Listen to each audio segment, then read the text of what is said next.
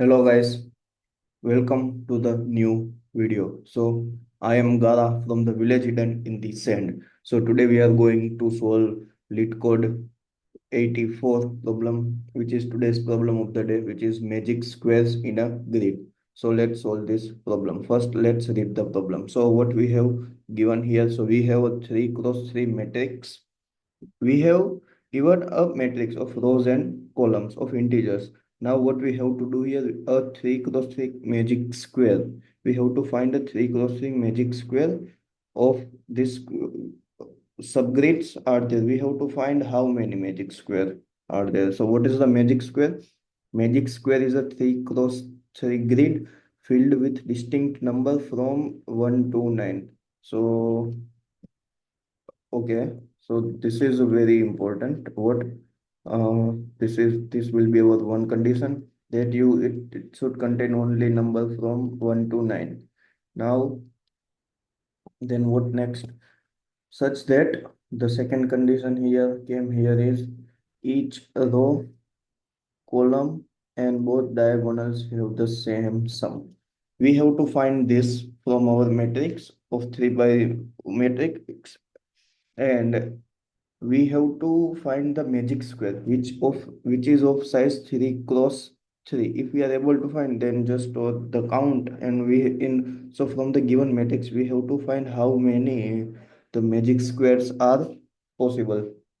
So now what let's see one example. And the important thing here is that a magic square can only contain numbers from 1 to 9 that we already saw. And the other thing is that grid, so the original grid may contain numbers from 1 to 15. So if we are talking about the range of the values inside the grid, then it can be from 1 to 15.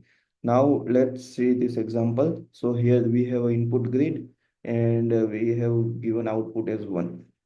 So the first 3 cross 3 is this.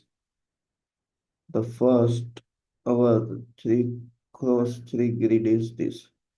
So in this 3 cross 3 grid, what we have to check to what, so let me write the 3 cross 3 grid: 4, 9, 5, 1, 2, 7, 6. Now, if it's a magic square, how we can check? So we have three conditions here, four conditions. So first, it contains from 1 to 9. So let's check it here. It is, yeah, like 1 to 9 and the distinct number. So there is no repetition also. So it contains single 1, 2, 3, 4, 5, 4, 5, 6, 7, 8, 9. So first condition is satisfying. Now what is the second condition? The second condition is that the sum of the each row and column have same. So the sum of this row is 15. You can check here 15. 15. If we are talking about the column sum, it's also 15, 15, and here also 15. Now the sum of the diagonal. So this or two diagonal we have to check this. So the sum of the for this diagonal is also 15. Sum of this diagonal is element of in this diagonal is also 15. So we can consider this as our magic square. So we are incrementing our count, or we can say this is our one magic square. Now we are moving our window to for this matrix. Now let's check for this matrix. So which is 3, 8, 4, 5, 1, 9, 7, 6, 2. Now if we are checking here, the sum here is also 15. The row sum is also 15. Okay, and this is also 15. Now one thing first, the first condition was we have to check that it should contain the elements from 1 to 9, and it also the distinct element, means there is no repetition in 1 to 9 also. So 1, 2, 3, 4, 5, 6, 7, 8, 9 first satisfied. The sum of all the rows is same. Now the sum of all the column, this is also 15. Then this is also 15. Then uh this is also 15. Now the sum of the rows is same as sum of column. Okay, now we want to check also that the sum of the diagonal element also should be same. So let's check the sum of the diagonal. So 3, 4, 5, 6. So the diagonal sum is 6. And if we are talking about this diagonal, this is 12. So this is not equal to 12 or not equal to 6.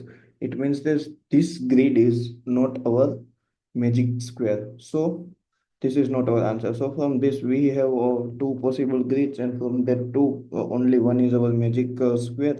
So our answer is one. Now, okay, so now let's move to the logic part. So what did we have to do here to solve this problem? Okay, so we have given a grid. What we can do, so this problem can be solved with the help of your brute force logic, like find all the 3 cross 3 grid and check in that 3 cross 3 grid whether the sum of the rows, sum of the column is same as the diagonal element also. And also we have to check that it should contain the distinct element. If all this condition is satisfied, we are returning that function as a true, and we are count that from our original grid how many functions are returning the true, and store that count and then return that count, and that will be our answer. But now that's the one way, and that's the way. If you are coding that way, you are able to solve this question. But I have some trick for not checking the sum of the rows, sum of the columns with the sum of the diagonal. I have one trick that I saw the many videos, but I didn't found that trick in any of the YouTubers video. So this will help to save the computation time. We don't have to calculate the extra rows and extra column sum. Okay, so we don't need the extra for loops to calculate the sum of the rows and sum of the columns and matching it with the any one rows of the sum. So here what we will do here. So first we will find the 3 cross 3 matrix. Let's say this is our 3 cross 3 matrix, which is our let's take this only 4 3 8, then 9 5 1 9 5 1, and the third is 2 7 6 2 7 6. So this is our input matrix. Now what I was talking about is that if you want to check the sum of the all the rows and all the columns, it's same. If for any matrix, if this is true, then we can check it directly. So first we will check here that it will contain only the distinct element from 1 to 9. That's condition you have to write with the help of the loop. Okay. Now for checking the sum, I have a trick, and the trick is that the trick, if any matrix have the same sum of all the rows, all the columns and the diagonal, then only you can use this. And what's this? So this is our first diagonal, 4. So the 4 is the sum of this by 2. 7 plus 1 by 2. Now for, let's say about this. So the 6 is, we are only seeing the diagonal. So for the 6 is sum of this 2 by 2. 9 plus 3 by 2. So this is here also 6, you can verify. And this is the middle diagonals, middle value will be the sum of the other two diagonals, 4 plus 6 by 2. So if this is true, then we can say the sum of all the rows, sum of all the columns, and the diagonal sum is also same. So that, so with the so you have to just write 3 if condition, and you'll able to solve this question without finding the sum of the loop, sum of the all the rows by introducing the new loops. Okay, so let me write the full logic or the full pseudocode. It will help you to understand what I explained till now. So first what we will do, okay, so we will first have to visit the rows. Now we have, let's say our rows is this, the columns count is this. Now how much we will have to visit? So first let's say we are at here. Now this is our first.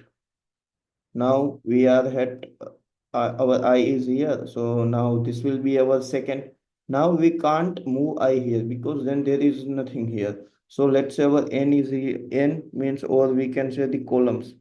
Now here our columns is a 4. So we can go up to here, means this is index is 1. So 4 minus 2 is equal to 2. So we can go up to 2 only. So that we have to add in our condition.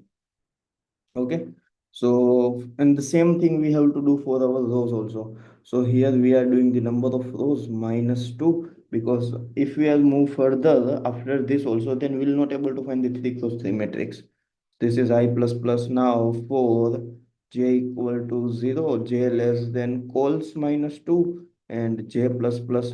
Now what we are checking? We are checking that is valid. Means this is our, if we are talking about the 3 cross 3, if it's a magic square, if it is a magic square, or we can say is valid, or means it's satisfying the magic square property, then we are increasing count plus plus. At the end we are returning this count. Now what will be our is valid function? Now let's write about this. So our is valid will take three parameters. First, the row index, in column index from where we have to start, and our input grid. So I'll code in the Java, but for the loops, for the Java, C++ or any other language, the loop structure will be very similar. So here first what we are doing, we are checking that it should not contain any duplicate element, and it should contain only the elements from 1 to 9. So how we are checking? So let's say, let me make one boolean variable. So let me make one boolean array which will check visited of size 10. Okay, so it will be of size 10, 10 from 0 to 9. 9. Here we have to check from 1 to 9. So it will be, if we are starting from the index 0, then it will be from 0 to 9. Okay, now the main part is, let me directly show you the code only, then it will be very easy for you to understand. Okay, so this is our code. So this is the what condition I wrote above. Now let's go to the is valid function directly. This is the same thing I wrote above. Now in is valid, we are taking input indexes from where we have to start, because each time we have to sliding our window so that we are getting the new 3 cross 3. So this is the indexes which help us to tell that from where you have to take the 3 cross 3 matrix. So this is our the visited array which will check that it should contain only the distinct element from 1 to 9. Okay. Now what we are doing here, so we have to take 3 cross 3 elements starting from this. So the same thing we are doing, we are taking the first loop, second loop, for the first loop for the rows, this is for the columns, and this is for the rows, this is for the column. Okay, I think, yeah. And this will give us a new element each time. Let's say if this is our original matrix, so the first is, this is our original matrix, the first here, then we are shifting our window here, then shifting our window, but yeah, we can't shift here because we can't take this. But where is, this is our shifting window, so from original grid we are taking this element. So how we can do? So we have this index from where we have to start, and in that index we are adding just 0 1 2 0 1 2 0 1 2. Each time we are getting this element. Now here we are checking that it should, if it's less than 1 or greater than 9, it means that it is not containing the value range between 1 to 9, then we will return false, because that's our first condition. The second condition is that it should contain the distinct. How we will check that it will contain only the distinct element? So if let's say 2 here, and I mark 2 as visited, but again there is one element which is also value with the 2. So I am checking that if visited of well that is 2, means it's already visited. And again this is came means this is repeating. So I am returning the false, then this will not become the valid our matrix, or else I'll make all the elements true. So this is our checking the condition. So if this loop will pass, it means it is satisfying all the case, or it is satisfying the initial condition that it will contain the distinct element and all that thing. Now when we came here, this is our that three condition which I talked previously, which is that this three conditions. This you can see here. So this is for the first diagonal x, this is for the last diagonal z, This is for the middle element y. So if all these three is true, means our count is 3. If this is true, then our incrementing count, this is true, then I'm incrementing count, this is true, then I'm incrementing my count. If this all thing is true, then I'm returning true or else false. So this is what my code is, and I'm returning at the count. If this will true, then I'm incrementing count and return is true. Okay, now I'm talking about the space complexity and the time complexity. So for each time, this is so is valid is running almost in constant time. Why constant time? This will take order of one operation, and here we are I from 0 to 3, 0 to 3. So here we are not using anything extra space, extra time. So this is running in constant time. This whole running is constant time. So only the time required is to access the matrix. So which is the number of rows and number of column. So this is our time complexity and space complexity. If we are talking, let's say here we are using extra space, but also this is a constant space. So here we are not using any extra space. So space complexity is also order of one. So if you like this video, then do like, share, and subscribe. And if you find any doubt, then share the doubt in comment, and I'll try to solve or give the answer in the comment only. Thank you guys.